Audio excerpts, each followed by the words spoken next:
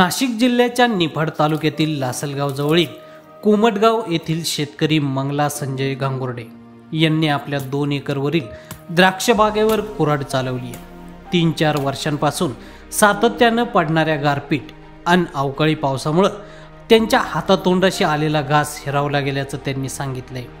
त्यात यंदाही अवकाळी पाऊस आणि सततचं ढगाळ वातावरण यामुळे द्राक्ष बागेची फळधारणा झालीच नाही।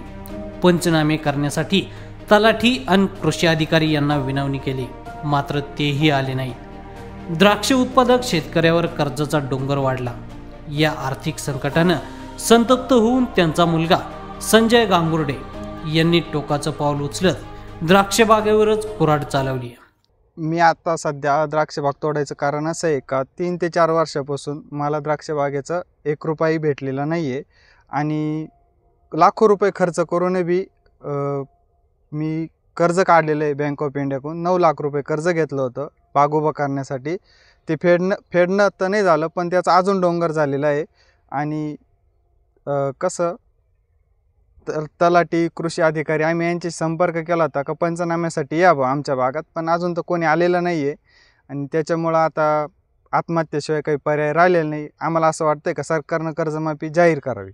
त्यांनी आपल्या हाताने संपूर्ण द्राक्षबाग भुईसपाट करण्यास सुरुवात केली आहे। पुढील हंगामात काहीतरी लहान मोठं पीक घेऊन कुटुंबाचा उदरनिर्वाह करण्याचा निर्णय घेतलाय। त्यातही मजुरी देण्यासाठी हातात पैसा नसल्यानं त्यांनी नातेवाईकांची मदत घेत द्राक्षबाग सपाट करण्याचं काम सुरू केलंय। द्राक्ष शेती 10 वर्षापासून करताय, तर 10 वर्षानंतर 10 वर्ष झाले। सलगच्या 3 वर्षापासून त्यांना द्राक्षाचं उत्पन्न कुठलंही नाही। घरात त्यांना बँकेचं कर्ज घेतलेलं होतं 9 लाख रुपये, ते झालेले आता 18 लाख रुपये।